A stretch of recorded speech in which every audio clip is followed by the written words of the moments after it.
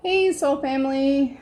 My name is Michelle, and I am coming to you from our extended stay motel room somewhere in the central heart of America. Um, a little background on me: I have been accused of being extra fortunate, or like I was undeserving of gifts that I've received, or the title that I hold, which I don't hold a title, but just saying that things are given to me freely, or they come to me easily. And I just want to set the record straight. Nothing has come to me easily. I've actually been forged through fire, a rising phoenix, if you will. I would like to start out this episode with a quote. And this is the reason that I'm doing this, because I feel like my wisdom can be shared. I have no reason to hold anything back or keep my secret. I would prefer that it help others in their journey. And it is a journey. It is never ending. It is a constant healing process. And anyways, the quote is, "One day you will tell your story of how you overcame what you went through, and it will be someone else's survival guide." And that was by Brené Brown. So my initial video here is just to talk about some of the things that I've been through and why I am deserving of this wisdom. I didn't attain it by holding the coattails of others. Originally, I was raised up in a loving family, and definitely never felt much lack, except for that my mother, she worked all the time, and I essentially raised my younger sibling while she was working 3 jobs. She was a single parent, which I know the struggle of. I also am a single parent, twice widowed. Originally, I met my first soulmate when I was 15, and he was 6 years older than me. We very much fell in love, and I knew at that ripe young age of 17, when he gave me an ultimatum that we would be married or I would never see him again. And I asked my parents to sign off on it because I was not yet of age. A consenting adult, if you will. So my father, knowing my very stubborn ways and that I would just do it anyways in a year and probably hate them forever, he talked my mom into it. So I got married when I was 17 years old. I graduated from high school a year early through a work cooperative or whatever, work and school. So I was working full time and going to school. And we got married and we went over the road. He was a truck driver, fresh new truck driver.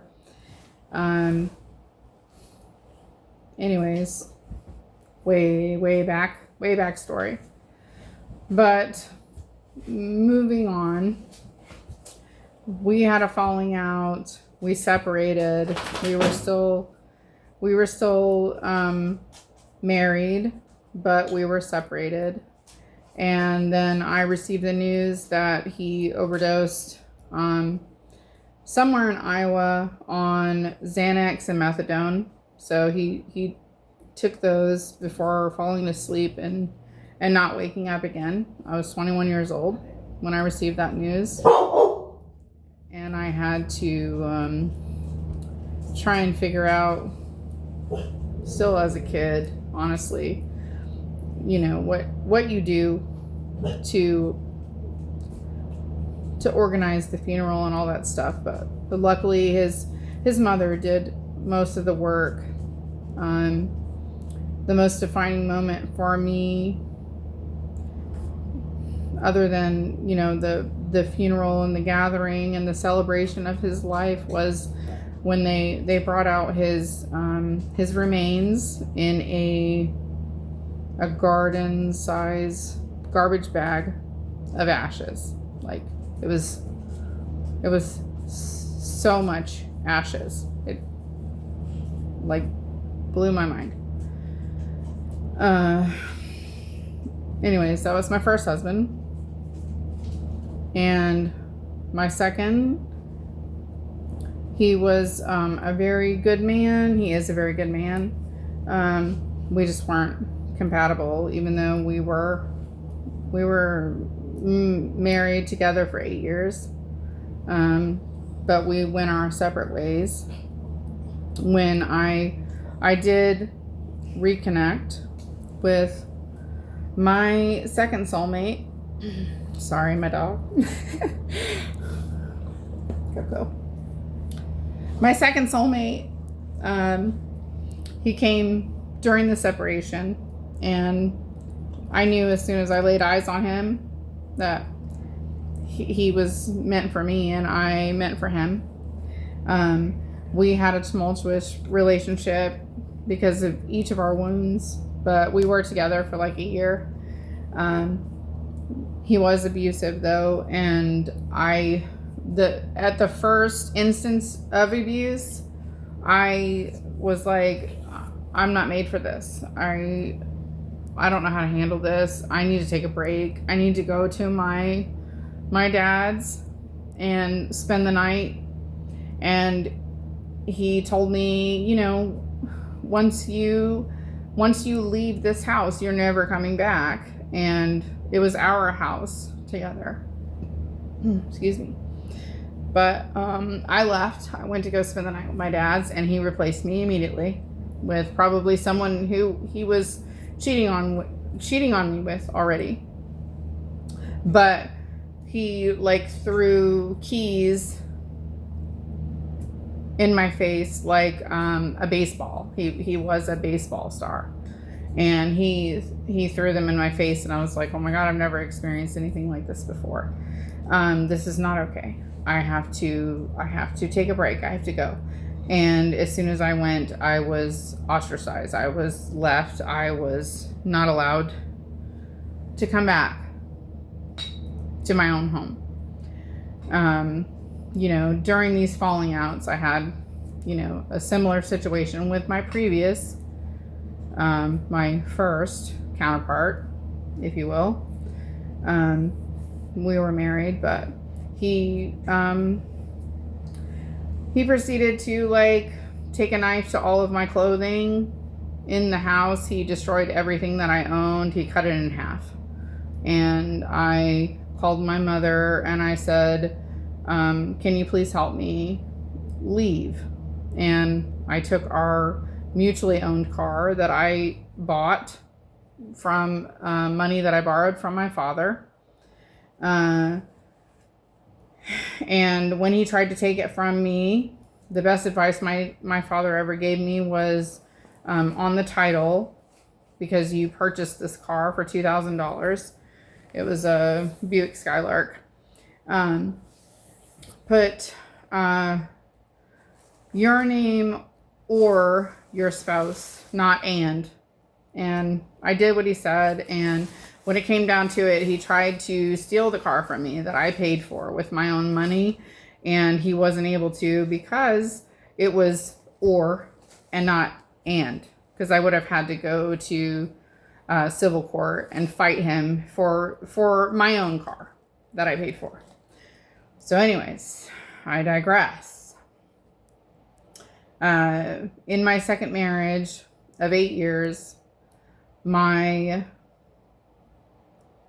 second soulmate, he came back into my life. He found me on Facebook, and he started talking to me, and he was definitely the one that got away from me. Like, I never really got over him, but I knew that things could not persist the way that things were going, and I moved on. But when he came back into my life, I was very much still attached to him, and I confessed to my husband that I was still in love with him, and that I had to, in the marriage, I had to get a divorce. And it was very painful. It was a very trying time for us both. There was no fighting. There was no, trying to get alimony or whatever bullshit. It was just, we came to an agreement, and I wasn't going to lie to myself about what my heart felt. And I wasn't going to lie to him about it either. As painful as it was, I wasn't going to lie. Because I have no reason to lie. It doesn't get you anywhere. Anyways, moving on from that, we reconnected. We got pregnant within 9 months. I did everything that I could to keep that from my ex-spouse. I didn't want him to be hurt. He didn't do anything wrong. We're all human. We never technically got married. I did a name change. My daughter has the same name as I do. And it was an agreement that we had, for reasons that he didn't really disclose to me. Just he didn't want to remarry after the 15-year relationship or whatever that he had with his previous wife, and they have 4 children from. That goes on to a whole nother thing, and I'm spilling all of the beans here, but long story short, in our relationship, when we did reconnect, we experienced a lot of hardships, a lot of poverty, a lot of drug use, a lot of manipulation through family, and I always saw him for the incredibly beautiful soul that he was. He was like a ray of sunshine. He was a Leo. When he smiled, his whole face lit up. He was gorgeous. And he always was, and he always will be in my heart. And my daughter, she has this same attributes. That's her hand. But he was abusive. He was very mistreated in his upbringing. He was raised by the streets in California. I knew that of him. My intuition told me how good his heart is, and he had just been mistreated. And he also came from a line of abuse, physical abuse. So he abused me. He's left many scars on me. But I don't blame him. I don't hold any animosity. And what came out of that beautiful union between us is our beautiful daughter. And she is a gift. She's everything I could ask for. Anyways, he was murdered. He was murdered by two roommates that he lived with. They were a couple, and they had been known to be aggressive and violent. And he got into a falling out with them one night, and he started putting their things on the curb, and they proceeded to beat him with a baseball bat. The two of them, they ganged up on him, and he called me the next morning, and he told me that he needed to go to the hospital, and I was at work. So I talked to my managers, and I worked as much more I needed to work, and then I left and I went to go pick him up to take him to the hospital. I don't know why he didn't just call the ambulance, but there was something underlying going on there. He didn't call the ambulance. And he had another roommate that spoke to police. Apparently they came to the house, but they didn't do any real investigation. They didn't case the house. They didn't take fingerprints. They didn't check anything out, even though when I got there, I walked into the house, and everything in the house, there were windows smashed. The TV was smashed.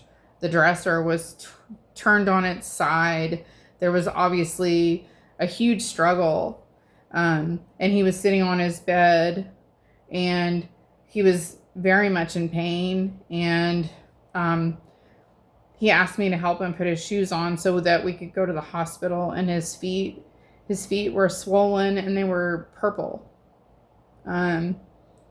Later to find out that he had a collapsed lung. He was bleeding internally all night after that happened. But he didn't call the ambulance. He waited for me to come get him and take him to the hospital. So I took him to the hospital. They checked him in. He told the story that three people beat him. I don't know why there were three when he told me two. I don't really know. I can't make sense of it because he didn't always approach me with the most truthfulness. You know, he elaborated on stories to get a different reaction. But I took him to the hospital. My daughter at the time, she was 5. It was during COVID, so I sat with him when they admitted him, and they had to intubate him, and he was doing really badly. He was on a breathing machine. He was not conscious. I tried to bring my daughter in, and they said that my daughter couldn't come into the hospital because she was too young, and because of COVID. She had to be at least 12 years old, and she was just a baby. She's, barely over a toddler. So essentially she didn't get to say goodbye to her father. And I sat there with him for 2 weeks. 2 weeks. He was on a breathing machine. He was not conscious. Occasionally a nurse would come in and try to arouse him. To no avail. And then one particular nurse came in. He was a very big, muscular man. He said, I'm going to try to get him up. I'm going to try to get him up for you so he can talk to you. And he did a sternum rub, and it aroused him. It woke him up out of a deep coma. And he woke up, and he he had, he had the tube in his mouth and stuff, and he was doing like kissing motions to me or whatever. He was giving me kisses. He was smiling. He was happy. He squeezed my hand. He gave me kisses. And then he started looking around like he was looking for his daughter. And then he got upset and he was like trying to pull the breathing tube out. Which that's why they had actually induced a kind of coma for him, because he was fighting them violently. He was very strong. He was a very strong man, obviously. Like I said, he beat me up a few times. Like, I've been beat by a very strong man. I would compare him to a bulldog. That's the best way I can compare him. And that's why I have earned my scars. I have earned what I knew. I've earned the fight. And whoever says that it came to me easily and I was coddled, they don't fucking know what they're talking about. Anyways, sternum rub, kisses, tried to rip out the trachea tube. They put him back down. He was on fentanyl and a multitude of other things, barbiturates, because he was overcoming being an alcoholic. He was going through withdrawal. He was going through withdrawal from probably more than I even know what he was on. I know he was an alcoholic. Previous meth addict before I met him, but overcame that, but was on methadone treatments. Anyways, 2 weeks, I sat next to him all day. I took my daughter to daycare and I went back to his bedside and I sat next to him and I waited for him to wake up. And I prayed. He didn't wake up until that sternum rub. Sorry. People want to say that I stole something from them. I sat with him every day for 2 weeks.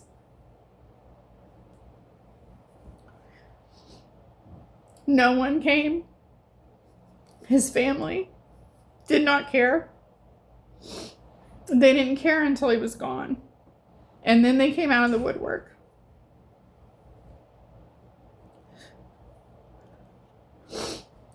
They wanted something that they felt was their right. They were the heir of his fortune, which is ironic and stupid because he was on disability. He was on disability for mental health. He was on a multitude of drugs for seizures, for epilepsy, for bipolar. He was on antipsychotics. He was very damaged from who brought him up, who claimed to be his family. He was raised on the streets of California.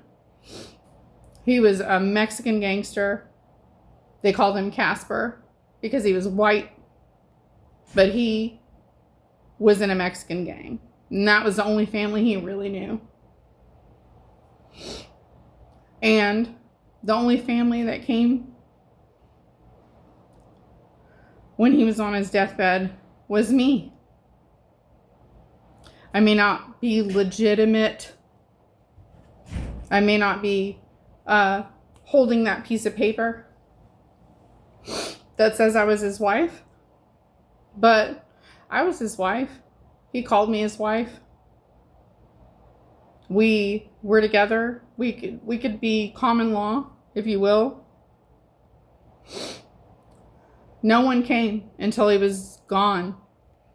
And because I didn't have any money to cremate him, I asked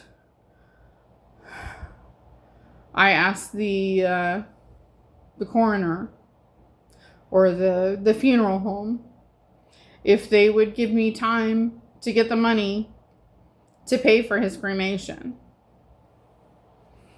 He was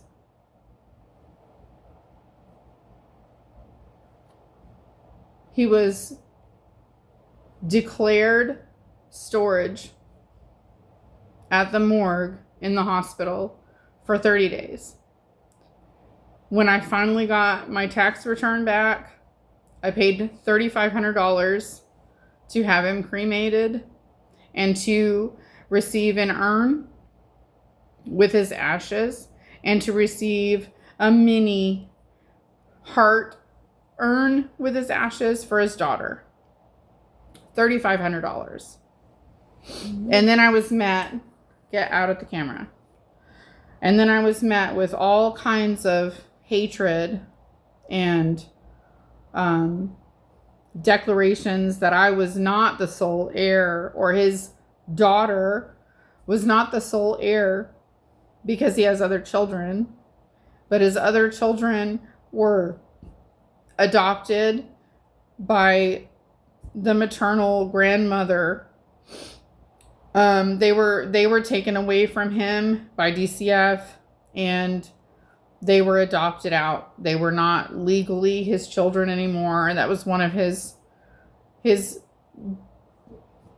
biggest heartaches, was that he lost his babies. This one, our daughter, she is his sole heir. She is. Grandma, maternal grandmother, she wanted to fight that. She felt like she was next in line to receive anything, any kind of benefits that he was receiving. But he told me before he died, before any of this happened, he said, if anything ever happens to me, our daughter will be able to go to whatever school she wants to go to. She will be set up. She will have that. And I want her to go to college. And I said, okay. And he said, if anything happens to me, please take care of my dog, Georgia, which I did. I took on Georgia. Anyways, people want to say that I stole something, that I took his ashes that weren't rightfully mine, that my daughter is receiving any kind of benefit that isn't rightfully hers. Well, he told me himself that he wanted her to have it. And I didn't steal anything. I paid my whole entire tax return for a year just to get him out of storage. No one came. No one cared. He has 2 siblings, half siblings. He has a mother, he has a stepfather, he has a father, estranged. No one came. I did what I had to do. So whoever wants to say I stole something, they're wrong. I didn't steal shit. I did what I had to do. And I have spiritual guides backing me. I have a spiritual soul family that loves me, and he is part of that family. He looks down on me and he protects me. And whoever thinks that I came by some shit easy, that I didn't work for it, that I didn't try my hardest to do the right thing for everybody involved, he knows. He saw what I did for him, and he'd take bullets for me. So even though there was abuse, I don't blame him, because he was abused. He was abused, and he only did what he knew, and he never meant to hurt me. He blacked out. He almost took my life. He choked me until I passed out one time. He didn't remember what happened at all. My daughter came out. She was 2 years old. She came out and said, "Daddy." And he stopped immediately. And that's probably what saved my life. But you don't see that. I have scars. You can't see it, but I have a smiley face where I was bit like a dog on my cheek. I have scars. I earned what I know. And I'm here to share it with you. Not my trauma, but my victories. Anyways, that was a horrible, ugly background of where it all started. Leaving a lot out, of course, but my most recent abuse was emotional and mental manipulation and gaslighting and abuse in the way that makes you doubt yourself. Doubt everything, all the alarms in yourself that are screaming, saying, red flag, red flag, red flag. I doubted them because I met a master manipulator who is really good at looking like the generous, caring, humble person on the outside. And in him, those things are true. I saw them. I loved him. We had a beautiful, beautiful beginning. It lasted about a couple years, until some pick-me bitch decided to intervene.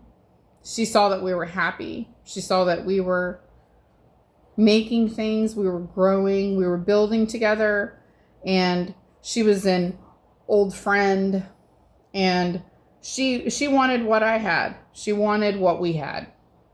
So she intervened. And unfortunately, he took the bait.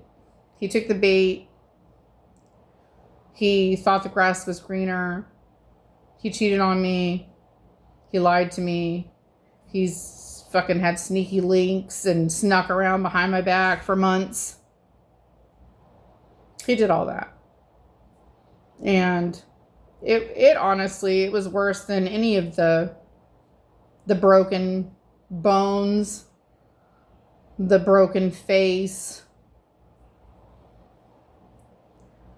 the broken spirit that came from physical abuse. It was much worse than that. I lost myself within this person because they found all the ways to control me.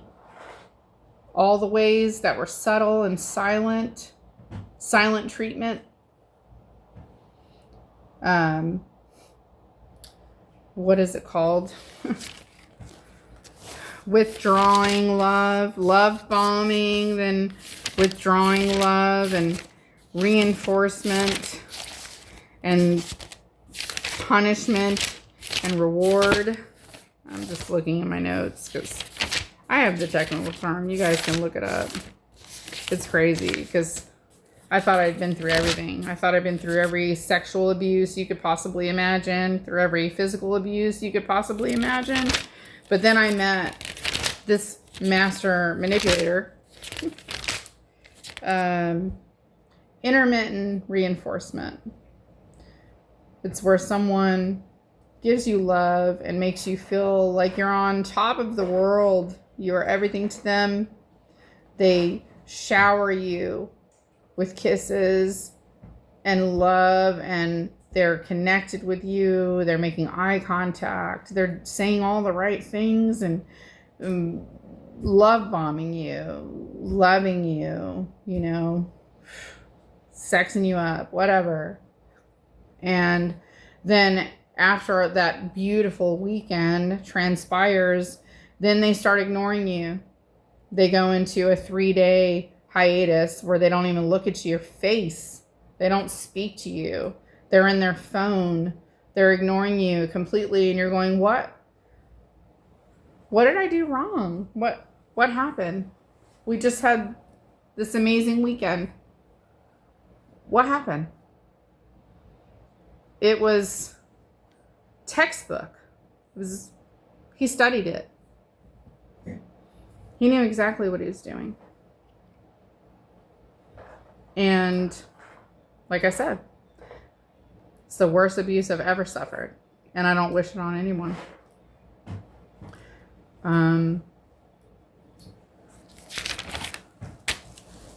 Breadcrumbing, manipulation, gaslighting, you're imagining it, you're overthinking it, you're psychotic, you're crazy, you're blaming me, you're saying that I'm cheating on you, and I'm not, even though I have receipts.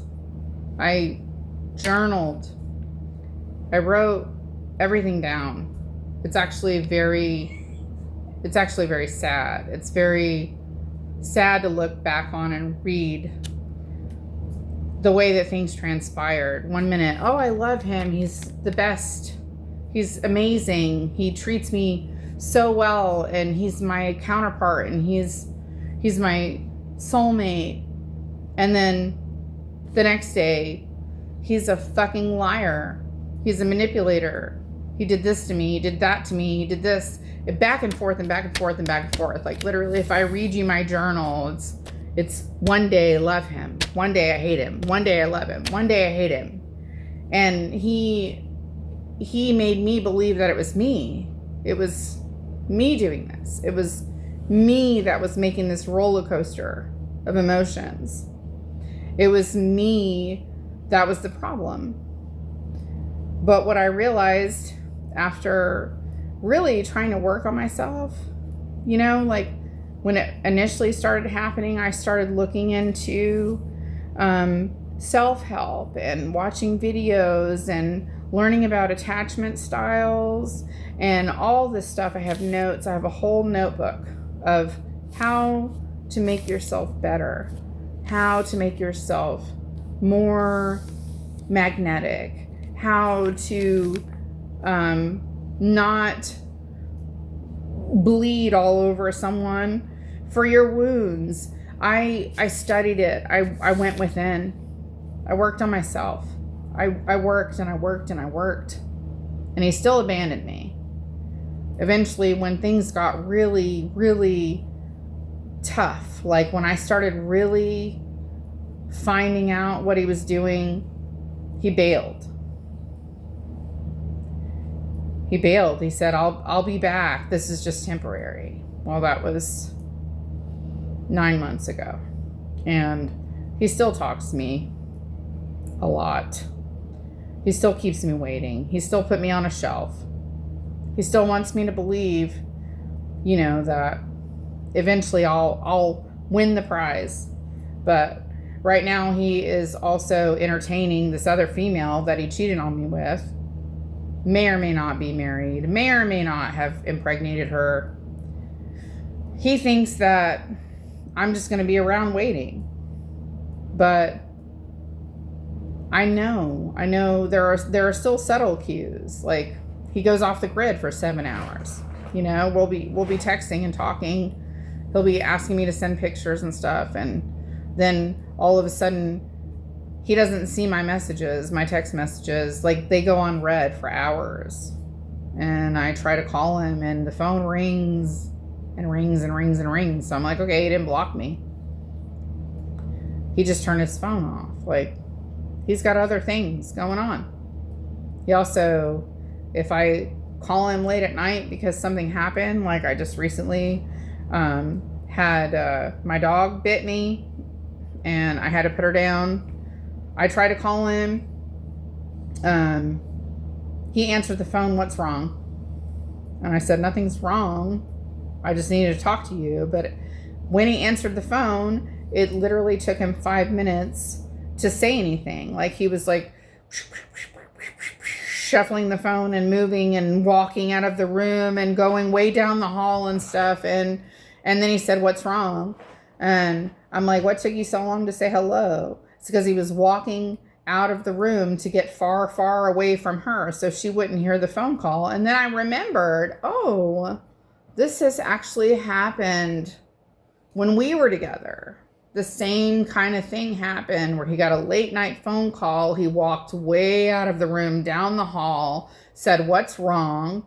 And then he came back and said, "Oh, it was my mom."